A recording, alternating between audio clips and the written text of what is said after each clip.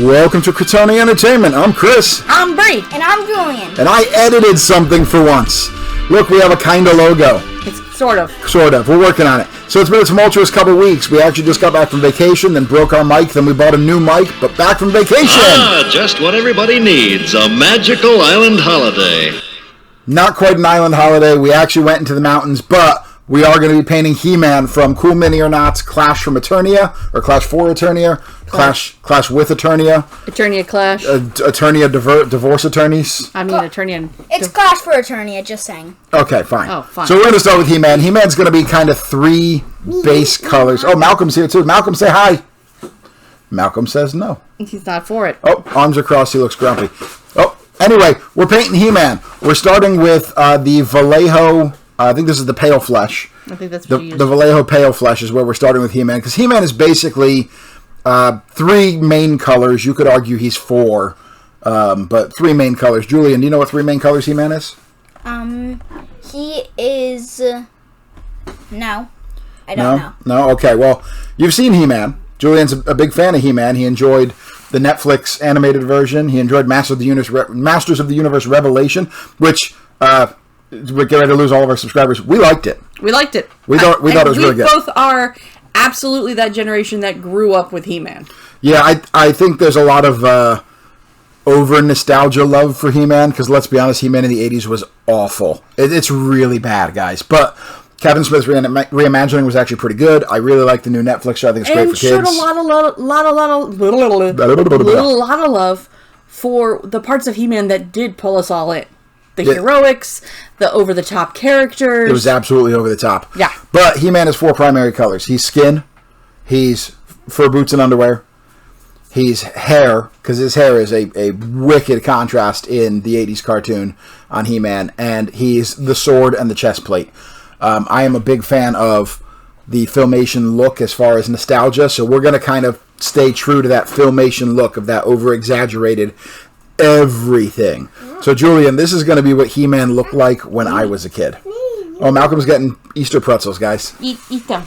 Malcolm, eat your Easter pretzels. We're filming. Do you want to say hi, Malcolm? Anyway, go ahead and slather your pale flesh all over He-Man here. Oh, he said it. Just all over. Just slather it all over him. So now he looks like Prince Adam. So it may take a couple of coats, but go ahead and put on any coats that you need to do. And this is going to be Agrax Earthshade. This is actually my second attempt to paint this miniature. I did not do the Agrax the first time, and the color I ended up using, I don't know if the color just didn't work or if I had a really bad pot and it turned out all gloopy. But I went ahead and redid it with this pale flesh, and we're going to put Agrax Earthshade all over He-Man's skin. So, Julian, what's that going to do? Make him look realistic. Can you kind of help us how? Do you know how Julian's been doing some miniatures painting? I don't know how much he remembers, but do you know what the wash is going to do, buddy? No, I don't remember. So the wash is high pigment and super liquidy. It's got a lot of medium in it. Yeah. So it's going to run the deepest, darkest colors down into the recesses of the model. And He-Man's got... Oh, Malcolm, don't touch the microphone. So He-Man's got all these rippling bulges that all this brown is going to go down into the deepest recesses of, and it's going to pre-shade He-Man for us. And if you really want, you could stop here. It's not a terrible flesh color. We do go a step further. Because we're like that? Because we are like that. I went with the Fire Slayer contrast Fire Slayer flesh. And really it's because in the old 80s cartoon, you had Prince Adam, who was just as pale could be, but then He-Man had this ridiculous tan. I mean, I like getting a tan, but this is ridiculous. I'm 100% with you, He-Man. That tan is a little bit over the top ridiculous. So he looked kind of like I agree. I concur. So the first time I did this, I did it with Dark Oath flesh. And again, I don't know if I just had janky Dark Oath flesh, or this particular plastic is so porous that contrast doesn't actually work great with it, or what, but I went back and redid it with the Agrax followed by the Fire Slayer, and we're not done with the flesh here. We're going to take it a step further, because if you're wondering, why do I watch Crotoni painting videos, thanks for staying 4.5 minutes in for the explanation. Here you go. Every one of my painting videos we do slightly differently, if you hadn't noticed. Now we're going to switch to the Vallejo light yellow and the leather brown. We're going to do his fur underwear and his boots, the leather brown. Sure, that's not underwear, that's his grundies. Okay. Well, never mind. But at any rate, it's his butt flap. George of the Jungle is a great movie. Go watch George of the Jungle. Yes. It's only 20-something years old now. Anyway, Doesn't matter. what's different about each type of video, and you're not just, oh man, these idiots are doing things exactly the same way. Go watch our Heroes of the Grid videos. They're largely painted over gray undercoats with a lot of contrast creating the bases. Go watch our Marvel Crisis Protocol videos, and there are a lot of single colors using exaggerated black lining to create the details. Well, we're doing a bit more of a layering technique here. My use of contrast paints for most of these Masters of the Universe figs are probably going to be almost using them adjacent to washes. And the reason I did the pale flesh underneath the Fire Slayer flesh was to manipulate the tone of the Fire Slayer flesh. If you watched our Heroes of the Good Zed video, it's kind of similar to how I painted him flesh colored and then washed him red. Yeah. I wanted to manipulate that next tone as we were moving forward. So Julian, do you have any questions with what we're doing so far? No, but I do know one thing. Don't call them Grundies. Don't call them Grundies. Butt flap? Is butt flap okay? No, call it his nut cover.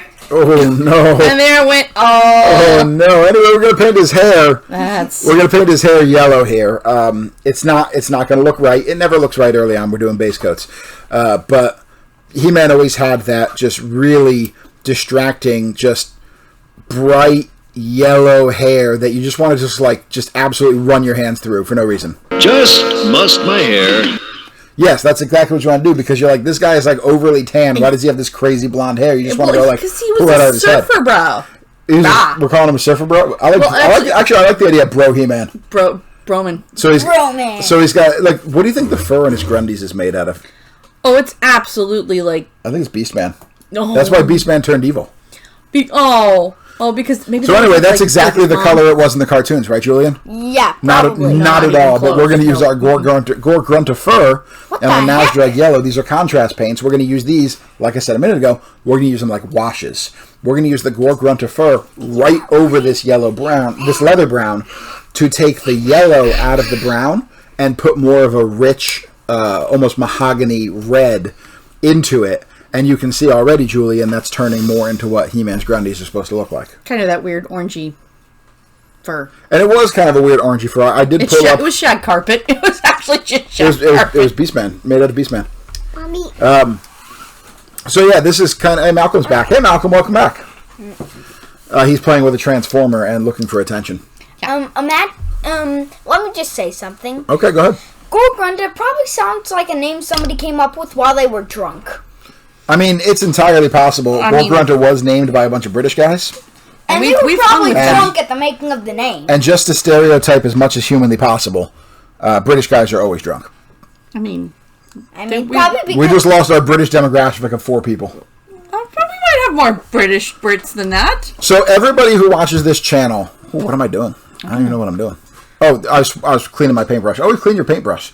So Malcolm just stormed off angry at me because he came in here with a Spider-Man Lego figure and started pounding it on the counter, and I'm pretty sure our new microphone's going to pick that up. So I tried to redirect him, and he thought I took it away from him and got mad and left. So now I'm holding Spider-Man. Spider-Man. But anyway, we're painting I built that. We're painting over the hair to give it a little more depth. And everybody who's watching this video right now, I really hope you guys are watching it a good chunk through, because pretty much everybody who views this channel, overwhelmingly, according to our demographics, we all have old people on our channel. Yeah. So we're in that I think we're like the 35 to 44 age bracket as we wash his Grundies. Expensive toys, of course we are. As we wash his Grundies with some more. Malcolm. Shh. No, don't run. I'm not mad at you, buddy. Okay. You did that. I gotta go fix the 3-year-old later. And let me just say, in the 80s version, he zapped Cringer with an energy beam to cause him to become Battle Cat. That's just messed up, He-Man. You gotta do what you gotta do. So we're gonna do gunmetal on his harness. And, God, there's jokes I want to make, but Julian's in the room. Yep. Pretend I made them and they were really funny. There's probably one of those rule jokes that I there wasn't a rule joke there. But anyway, we're going to do his Sword of Power in the same gunmetal as well. No, I guess what I was getting at is you look at our demographics, and most of our bracket is like that 35 to 44 bracket, yeah, which kind of puts you guys right in line with where our age is. So all of you, or a lot of you, were in the age bracket where you could have been watching episodes of He-Man as they were new. Or if you didn't watch them when they were brand new, because I think He-Man was actually like 82, 83. Yep. It was in syndication for years. Full confession, a lot of the episodes of He-Man I saw when I was a kid, and we had most of them, were actually on VHS. Well, They were recorded on VHS. And additional full disclosure, I don't remember most episodes of He-Man. I really don't. You shouldn't. They were, again, that just goes to they were just that bad. So the new Netflix reimagining and Kevin Smith's reimagining with Revelation, which is getting a sequel, which I think is called Revolution, is so good for me because it's twisting He-Man to a more modern approach. Because old He-Man was really, it was a 22-minute advertisement for toys, is all it was. And really the only episode I remember vividly is Sticky Fingers. You remember Sticky Fingers? Yeah. The dude looked like Marvel's Kingpin, and he shot tar at his fingers and people got stuck in it. That was his whole shtick. Yeah. I also remember the He-Man Christmas special. Julian, have we ever showed you the He-Man Christmas special? We have not. Oh, it is baller. It's got robot dogs and jokes about manicures. And She-Ra. I also attended a college class one time. It was a writing class in university, as the Brits who all have unsubscribed already would say. Why am I making fun of the British today? I don't know. What have you gotten? Let me just say. Let me just say, he needs those Grundies, cover his bangers and mash. For anyone who likes D&D on our channel, think of He-Man as a giant, smart barbarian with a strength of 20. Actually, the He-Man figure would make a good barbarian in either D&D or Dungeon Crawl Classics or any other role-playing game. Yeah. If you need a barbarian, He-Man works. But I was in a college writing class one time where I got critiqued on a short story that I had to write. It was a nonfiction short story blurb where I referred to He-Man and She-Ra as brother and sister because they were absolutely brother and sister. Yeah, Hordak stole And they were She-Ra like, from Eternia. And they were like, no, planet. they're lovers. And I was like, God, I hope not. Oh, no. So anyway, that was the thing. Oh. So there's your education dollars at work there, guys.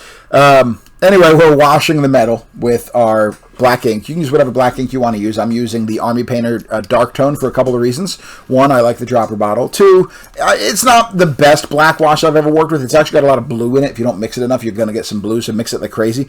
But I am still continuing my campaign to get Games Workshop products out of my life. And, the ones I have, I'm going to use. But I'm not really buying any new ones, by and large. I think for a while I was still picking up Rhinox Hide because I hadn't found a replacement yet, but I think I've got a suitable replacement now. You'll see that in a future video, probably. But anyway, maybe. All of the metal parts, so his bracers. Oh, no, I just broke Spider-Man's finger. Spider-Man, are you okay? Why are you breaking things, bro? I'm destructive. Can I just say, why would you put metal in a washer then you would dry it on a hang clothes? That's just absurd. Well, you should absolutely hang dry your metals. You don't machine dry your metals. It's like putting a CD in a microwave. It sparks. Julian, can I show you a CD in a microwave later? No, the hell you can't. Julian, we'll talk. No. Anyway, it's time to go back and revisit his skin again. So this is my palette, and I mixed this custom color because I used to have a darker flesh tone, a darker Caucasian flesh tone. Called Bugman's Glow. It's basically dried out. Like I said, I'm not really buying any Games Workshop stuff right now. But I still have all this Cadian flesh tone, and I still have all this Fire Slayer flesh. So I tried an experiment. I actually mixed a regular paint with a contrast paint, and I was hoping it wouldn't either make the regular paint pull into the recesses, or it wouldn't make the high points of the regular paint too translucent. Allow me to just say this. Well, hold on, said buddy. So what we're doing, just so that people know, is the high points of his flesh. So you're going to have the almost brown deepest recesses. Oh. Then you're going to see the Fire Slayer, and then I left both of those visible, and then on the higher points just did this flesh tone for some. Oh, he looks so good. Yeah, so there we go. So Julian, go ahead and say what you were going to say, bud. When my dad mixed that regular paint with a contrast paint, I think there's some sort of interdimensional rift out there in the universe that is slowly but surely summoning paint monsters that will eat Daddy's soul and turn him into a paint palette. Well, we're all going to be sucked up by the inevitable void anyway. Anyway, moving on. Vallejo Bone White is what I use for the base, and mostly because I was thinking about doing something really wacky, like purple ground or whatnot. I mean, because that actually would fit for parts of He-Man. Well, there are some purple terrain pieces for whatever the heck this game is called. Clash for Eternia. Thank you. Clash for Eternia, Clash in Eternia, Clash among Eternia. The Clash Tours in Eternia. I think He-Man is sus. But the board itself, the main board, is like this cracked earth deserty thing. So we went with the bone white, and then we brought back the that yellow again, and we're just kind of drawing hairlines in on He-Man. Hey, highlights. Oh man, I just took it out of the frame of the camera. I was doing so well. No. I actually did some editing this time. I think the editing is what broke my microphone, by the way. The microphone on the computer didn't go out until I tried to edit a video. So what did we get for that? But anyway, we're using this new microphone now, and it's pretty cool. I like it. But anyway, we're doing this yellow, and then there's basically 2 steps left. We basically have to finish the base itself because it's just glaringly unfinished at the moment. Oh yeah, no, it hurts my soul. But it takes a minute to dry. Yeah. And then we need to go ahead and rim the base. And then we're basically going to close out this video. Bree and I just gave each other a look. Anyway, so the edges of the base, you've seen me paint them on other videos. I usually use like browns or blacks, or for Power Rangers, I do them the color of the Ranger. I've decided to do these in like heroic and villain colors. So we're washing the bone white with a heavy wash of Agrax Earthshade. And that's all we did for it, because it actually looked really good when it dried. So it's like, I don't need to go any further than this. Why push my luck and ended up with something I don't like? I was going to do some of the larger rocks in that purple, but I was like, you know what? This is working. I'm just going to leave it. Then I decided to do the rim of the base red, because if you look at old comic books, your traditional superheroes are going to wear blues, reds, and yellows, whereas your traditional villains are going to have a lot of greens and purples. So I thought about like yellow. Yellow wouldn't work because we already have a yellow base predominantly. Yeah. Blue could have worked, but if you actually look at the Masters of the Universe heroes, red is a more prominent color than blue. Yep. So we're going with a bright red to kind of be the base of all of our heroes. All of our villains we're going to do in a purple. So once we do that, and you can base it however you want. It really doesn't matter to me. But once we do all that, we're basically wrapped up, and we're going to get it sealed, and we'll be good to play some Clash for Eternia. So Julian, thank you for coming on the show today. Bree, as always, thank you for being on the show and letting me spend money on a new microphone. Yeah. Skeletor sucks. Like and subscribe for more content. Hit the bell button for notification. We've got more videos incoming, including a first impressions of Clash for Eternia we'll be filming later. It was supposed to come out first, but then the microphone died. So look forward to that, because a viewer of the channel is going to be on it. So thanks again for watching, guys. We will see you in the next video. Bye. Bye. And also, Skeletor sucks.